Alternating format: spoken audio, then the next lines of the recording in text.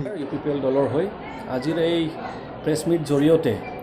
UPPL দলৰ হৈ আমি এইখিনি কথাই ক'ব বিচাৰিছোঁ যে এই এক দুই দিনত আমাৰ পৃথ্বীৰাজ দেৱনাৰায়ণ মেছৰ ফালৰ পৰা আমি ছ'চিয়েল মিডিয়াত হওক নিউজ মিডিয়াত হওক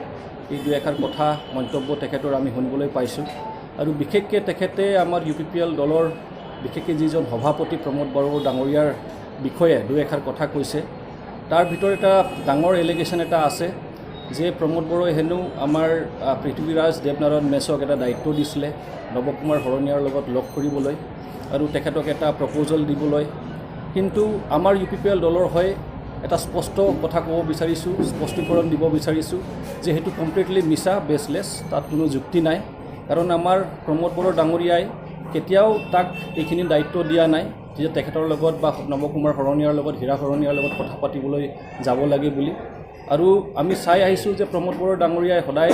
নৱকুমাৰ শৰণীয়াৰ যিখিনি নীতি আদৰ্শ বা যিখিনি তেখেতৰ নেতৃত্ব দি আছে এটা বিভাজন আনিছে সেইটোৰ বিৰুদ্ধে মাত মাতি আহিছে আৰু তেখেতে যিটো এতিয়া ফ'কাছ দিছে বা UPPL দলে যিটো ফ'কাছ দিছে সেইটো হ'ল ঐক্যতাৰ ওপৰত যাতে সকলো জাতি জনগোষ্ঠীৰ মানুহ একলগত যাতে আমি খোজকাঢ়ি আগবাঢ়িব পাৰোঁ আৰু সেইকাৰণে এই কথাটো কমপ্লিটলি মিছা বুলি আমি ঘোষণা কৰিছোঁ আপোনালোকৰ জৰিয়তে আমি ক'ব বিচাৰিছোঁ ৰাইজক অৱগত কৰাব বিচাৰিছোঁ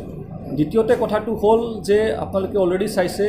দুদিন আগত যে আমাৰ পৃথ্বীৰাজ দেৱনাৰায়ণ মেছ তেখেত UPPLৰ এজন CWC মেম্বাৰ আছিলে কিন্তু তেখেতক দুদিনৰ আগত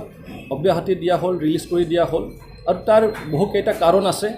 তাৰ ভিতৰত কেইটামান কাৰণ যিবিলাক আছে আপোনালোকৰ সন্মুখত মই গাই দিব বিচাৰিছোঁ বা ক'ব বিচাৰিছোঁ এইটো প্ৰথমতে হ'ল যে তেখেতে যিবিলাক কাম কৰি আছে বহুতখিনি কাম আমাৰ ওপৰ মহলৰ বা বিশেষকৈ যিজন পাৰ্টিৰ চিফ তেখেতে জানিব দৰকাৰ আছিলে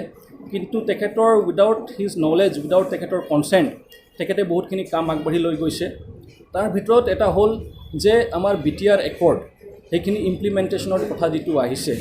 সেইটো কাৰণে প্ৰমোদ বড়ো ডাঙৰীয়াই আৰু বিভিন্ন ৰাজনৈতিক আমাৰ বিভিন্ন লিডাৰসকলে যিবিলাক বিশেষকৈ ছিগনেটৰীজসকলে তেখেতসকলে লাগি আছে এইটোৰ পিছফালে আৰু তেখেতসকলে যিহেতু নিজে ছিগনেটৰী তেখেতসকলৰ মেইন দায়িত্ব হ'ল তেখেতসকলৰ যিবিলাক ছিগনেটৰী হয় আৰু তেখেতসকলে গম পাইছে যে এই সময়ত বিশেষকৈ কৰোণা ভাইৰাছৰ যিটো সংহাৰ চলি আছে সন্ত্ৰাস চলি আছে আৰু এইটোৰ কাৰণে গোটেই বিশ্বত আমি জানো যে লকডাউন চলি আছিল তাতে প্ৰেছ মিট অৰ্গেনাইজ কৰে টাইম টু টাইম আৰু সেইটো আমি UPPL ফালৰ পৰা ক'ব বিচাৰিছোঁ যে সেইটো আনঅথৰাইজ প্ৰেছ মিট কাৰণ তেখেতে এই প্ৰেছ মিট কৰাৰ ক্ষেত্ৰতো আমাৰ পাৰ্টি চিফৰ বা আমাৰ পাৰ্টিৰ প্ৰেছিডেণ্টৰ কোনো কনচেণ্ট লোৱা নাই তেখেতক নুসুধাকৈ প্ৰেছ মিট কেইটামান দি আছে আৰু এই ক্ষেত্ৰত আমি ক'ব বিচাৰিছোঁ যে ভায়লেশ্যন অফ পাৰ্টি ডিচিপ্লিন মানে আমাৰ যিটো পাৰ্টি ডিচিপ্লিন আছে সেইটো তেখেতে ভায়লেট কৰিছে আৰু সেইকাৰণে বিশেষকৈ আমাৰ ফালৰ পৰা বা UPPL দলৰ ফালৰ পৰা এটা ইনিচিয়েটিভ ল'ব লগা হ'ল আৰু আমি কেইদিনমান আগত দেখা পাইছোঁ যে ছ'চিয়েল মিডিয়াত ফেচবুকত আমি দেখা পালোঁ যে তেখেতে কেইটামান ইমেজ পষ্ট কৰিছে যিটো আমি আমাৰ ফালৰ পৰা ক'ম যে অবজেকশ্যনেবল ইমেজ যিহেতু তেখেতে এটা পাৰ্টিক ৰিপ্ৰেজেণ্ট কৰিছে পাৰ্টিত যিহেতু তাৰ এটা জেগা আছে ঠাই দিয়া হৈছিলে এটা পজিশ্যন দিয়া হৈছিলে জেগা দিয়া হৈছিলে আৰু পাৰ্টিৰ যিটো ইমেজ সেইটো নষ্ট কৰাৰ তাৰ অধিকাৰ নাই আৰু সেই হিচাপত পাৰ্টিৰ কথা চিন্তা কৰি তেখেতে কিন্তু এইবিলাক অবজেকশ্যনেবল যিবিলাক পিকচাৰ্ছ এইবিলাক আপলোড কৰাৰ দৰকাৰ নাছিলে কিন্তু তেখেতে সেইবিলাক পিকচাৰ্ছ আপলোড কৰাৰ পিছত বহুত মানুহৰ মাজত এটা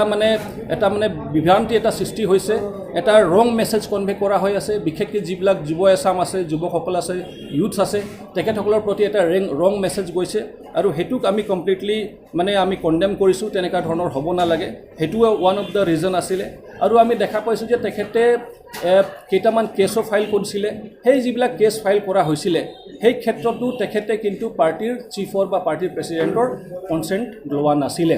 সেইখিনি কথাও আপোনালোকক স্পষ্ট কৰি দিব বিচাৰিছোঁ আৰু বিশেষকৈ আমি আমাৰ ফালৰ পৰা এইটোৱে ক'ব বিচাৰিছোঁ যে তেখেত এতিয়া UPPL দলত যিমান দিন আছিলে ভাল নাম গাই আছিলে ভাল কথা কৈ আছিলে কিন্তু UPPLে তেখেতক যেতিয়া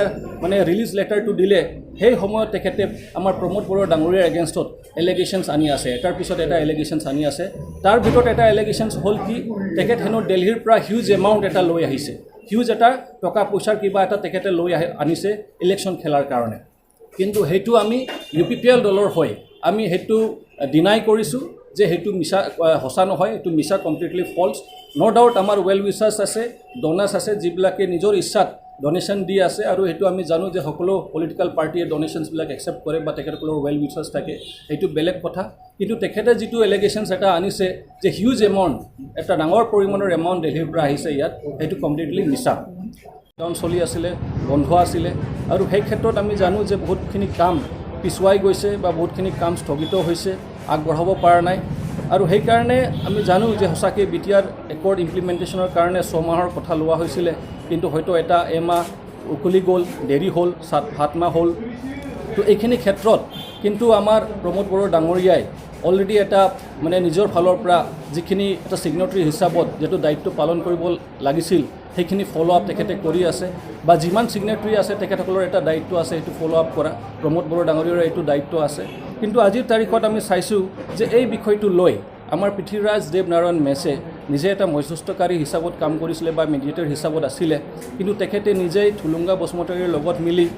তেখেতসকলে হাইকোৰ্টত এটা PI দিলে, পাব্লিক ইণ্টাৰেষ্ট লিটিগেশ্যন দিলে, আৰু এইটো বিশেষকৈ হ'ল যে BTR একৰ্ডখন ইমপ্লিমেণ্ট হোৱা নাই সেইটোৰ কাৰণে। তো মই বা আমাৰ ফালৰ পৰা UPPL দলৰ ফালৰ পৰা এইটোৱেই কথা ক'ব বিচাৰিছোঁ আমি যে এইখনৰ দায়িত্ব, মেইন দায়িত্ব হ'ল যিবিলাক ছিগনেটৰিজ, তেখেতসকলে বুজি পাইছে যে এতিয়া এটা যিটো সময় চলি আছে, এতিয়া লকডাউনৰ কাৰণে হয়তো অকণমান লেহেমীয়া হ'ব পাৰে, বা তেখেতসকলে নিজৰ লেভেলত হয়তো ফ'ল' আপ কৰি আছে, তেখেতসকলে এইটোৰ বিষয় লৈ মাত মাতা নাই, একো এইটোৰ বিৰুদ্ধে অপ'জ কৰা নাই, কাৰণ তেখেতসকলে বুজি পাইছে কি চলি আছে। আৰু এইটোৰ বিষয়ে আমি চাইছোঁ যে যি মধ্যস্থকাৰী মিডিয়েটাৰ হিচাপে ৰ'ল প্লে কৰা পৃথ্বীৰাজ দেৱনাৰায়ণ মেছ, তেখেতেহে লিড ল'ব লগা হৈ আছে, এনেকুৱা দেখা পাইছোঁ। কিন্তু পাব্লিকৰ কুৱেশ্যন হ'ল বা কথা হৈছে বা আমাৰো এটা কুৱেশ্যন হ'ল যে যিবিলাক ছিগনেটাৰী তেখেতসকলৰহে দায়িত্ব, তেখেতে কিয় লিডটো ল'ব? আৰু এই ক্ষেত্ৰত বিশেষকৈ অলপ আগত মই দেখা পালোঁ যে আমাৰ এপছু ফালৰ পৰাও এটা তেখেতসকলে প্ৰেছ মিট দিছে, তেখেতসকলে এটা মানে স্পষ্টীকৰণ দিছে যে এইখিনি ক্ষেত্ৰত ইমপ্লিমেণ্টেশ্যন কৰাৰ ক্ষেত্ৰত তেখেতসকলেও ফ'ল' আপ কৰি আছে। তো সেইবিলাক এপছু যিহেতু ছিগনেটাৰিজ হয়, আমাৰ প্ৰমোদ বড়ো ডাঙৰীয়া আছিল, আৰু আমাৰ NDFB সকল আছিলে 4টা ফেকশ্যনৰ, ইফালে ইউনাইটেড বড়ো পিপলছ অৰ্গেনাইজেশ্যন আছিলে। তেখেতসকলে যেতিয়া ফ'ল' আপ কৰিব বা তেখেতসকলে যেতিয়া একশ্যন ল'ব সেইটো বেলেগ কথা, কিন্তু পৃথ্বীৰাজ নাৰায়ণ দেৱ মেছ তেখেতে এইখিনি কৰিব নালাগিছিলে। তো সেইখিনি কথা মই এইখিনি কাৰণতে কৈছোঁ, কাৰণ যদি PIL কৰিলে আমাৰ যিহেতু দলৰ নীতি আদৰ্শ আছে, তেখেত এজন UPPLৰ CWC মেম্বাৰ আছিলে, তেখেতে কমচে কম আমাৰ ছিনিয়ৰ লিডাৰ্ছ যিসকল আছে, বিশেষকৈ চিফ যিজন আছে আমাৰ পাৰ্টি চিফ প্ৰমোদ বড়ো ডাঙৰীয়া, তেখেতৰ পৰা এটা কনচেণ্ট লোৱা বা পাৰ্মিশ্যন লোৱা দৰকাৰ আছিল, কিন্তু সেইটো আমি দেখা নাপালোঁ। কথাই ক'ব বিচাৰিছোঁ যে আজিৰ তাৰিখৰ পৰা যিখিনি কথা আমাৰ পৃথ্বীৰাজ দেৱনাৰায়ণ মেছে কথা ক'ব, সেইটো কমপ্লিটলি আমাৰ পাৰ্টিৰ হৈ যাতে আপোনালোকে ৰিফ্লেক্ট নকৰে তাক, বা তাক সেইটো পাৰ্টিৰ হিচাপত যাতে তাক প্ৰমোট নকৰে, কাৰণ তেখেতৰ কথা এতিয়া ইণ্ডিভিজুৱেল হিচাপত যাতে আপোনালোকে লয়, কাৰণ এখেতৰ এতিয়া পাৰ্টিৰ লগত কোনো টাচত নাই। সকলো যিমান দায়িত্ব দিয়া আছিলে, সকলোৱে যিবিলাক ৰেছপনচিবিলিটিছ দিয়া আছিলে তাৰ পৰা তেখেতক অব্যাহতি দিয়া হৈছে। তো এইখিনিয়ে সকলোকে মই স্পষ্টীকৰণ দিব বিচাৰিছিলোঁ, ক্লেৰিফিকেশ্যন এটা দিব বিচাৰিছিলোঁ, যাতে সকলো ৰাইজে এইখিনি কথা গম পায়, আৰু তেখেতৰ কথাক লৈ যাতে কোনো বিভ্ৰান্তিৰ সৃষ্টি নহয়, তেখেতৰ কথাক লৈ যিবিলাক মন্তব্য দাঙি ধৰিছে বিভিন্ন জাতি জনগোষ্ঠীৰ মাজত, যিটো ঐক্যতা প্ৰমোট কৰাৰ কাৰণে যিটো UPPL লাগি পৰি আছে, প্ৰমোদ বড়ো ডাঙৰীয়াৰ নেতৃত্বত আমি বিভিন্ন জাতি জনগোষ্ঠীৰ মানুহে লাগি পৰি আছোঁ, সেইখিনি ঐক্যতাক তেখেতে আকৌ এটা বিভাজনমুখী এটা মানে ফালে লৈ গৈ আছে, সেইটো আমি দেখা পাই আছোঁ। তো এই ক্ষেত্ৰত আমি এইখিনিও মেছেজ দিব বিচাৰিছোঁ যে আমাৰ গভৰ্ণমেণ্টে বা চৰকাৰে যাতে এইটোৰ ওপৰত নজৰ ৰাখে, যাতে অবজাৰভেশ্যনত ৰাখে তেখেতক, কাৰণ এইটোক লৈ যাতে কোনো বিভ্ৰান্তি বা অশান্তি পৰিৱেশ যাতে নহয়, এইটোৰ ওপৰত যাতে এটা কণ্ট্ৰল হয়, সেইখিনিও আমি ৰিকুৱেষ্ট আমাৰ ফালৰ পৰা জনাব বিচাৰিছোঁ। তো এইখিনিয়ে বিশেষকৈ আপোনালোকৰ সন্মুখত আমাৰ UPPL দলৰ হৈ এটা মেছেজ কনভে কৰিব বিচাৰিছিলোঁ। সকলোকে ধন্যবাদ, নমস্কাৰ।